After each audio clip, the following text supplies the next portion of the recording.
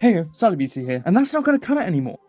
Heyo, SallyBC here, and today I'm doing a video on Transformers Studio Series 8603 Deluxe Class Blurr. So here he is in his futuristic speedy car mode from the 86 movie in Season 3 and 4. I think this mode looks really nice. The two shades of blue work really well, and there's this sweet little Autobot symbol underneath the windshield. There's also this seat that conveys a sense of scale. The shape reminds me of the Thrust SSC, which is the fastest land vehicle, so that's neat. Unfortunately, there are no wheels, though it is a hover vehicle, so I guess it makes sense. It can slide pretty well. There are these two gaps in the middle here, but they don't bother me all that much and they're quite easy to ignore. In fact, I wrote this script a few months ago and forgot they existed. You can store his accessories underneath the front, making sure to plug the gun in first.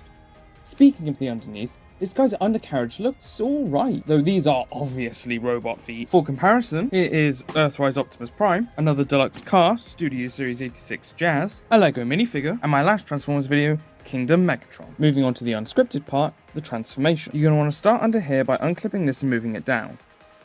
Next, come to the obvious feet, pull them out and move this piece up and clip it into place.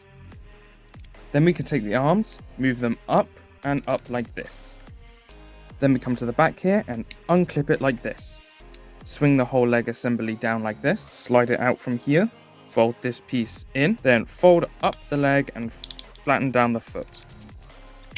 Next we can swing down the arms, fold this down, the hand will open up this flaps, rotate the wrist around and fold it up and it will sit in place. Not great though. Next you want to close the seat, swing round the chest, then finally fold this piece down and clip it into the back. And here is Blurr in his robot mode. And I think this guy looks great. The proportions work well and the color breakup looks pretty nice. I have heard some negative things towards the head sculpt, and whilst I can definitely see the complaints that it's not super accurate, I personally think it doesn't look that bad. Though I can see a complaint about the eyes looking dead, but that is, of course, to accommodate for the light piping. Though something I can definitely agree on are these hands. They just look really weird being so thin. And then there's the kibble hanging off of them. I don't have much of an issue with them being there at all, but what I do have an issue with is them not staying in place and constantly falling down due to there not being a secure way of tabbing them in place. They definitely could have done with being maybe a little bit smaller though. Other than those things, I really like how this guy looks, and his looks are only enhanced by his pose ability. There is a ball joint at the head, arms can go all the way around. There are two hinges at the arm,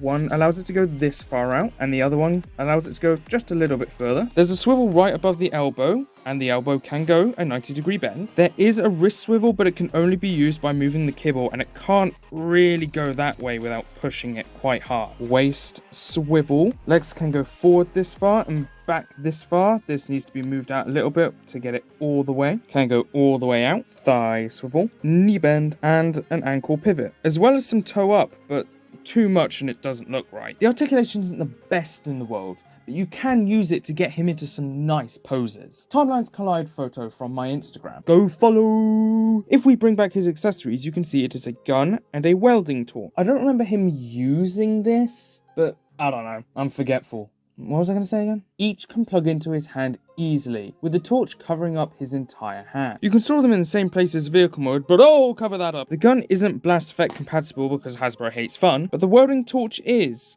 Kinda.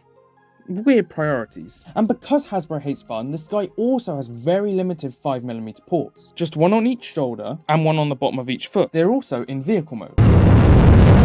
Since this guy is a Studio Series figure, Blurr also comes with this display base. Now this is the scene from the 86 movie where Blurr is introduced, where Autobot City is being attacked. For comparison, here is Earthrise Optimus Prime, another deluxe car, Studio Series 86 Jazz, a Lego minifigure, and my last Transformers video, Kingdom Megatron. Overall, I do quite like this figure. I even think it could work for an RC. Go check out my Twitter. The transformation can be a little clashy, and the kibble is definitely a little annoying, but I still think it's great fun.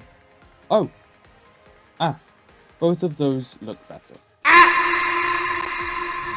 Well, that's about it for this video. Make sure to like, comment, subscribe. My links are in the description, so I guess that's SallyBC out.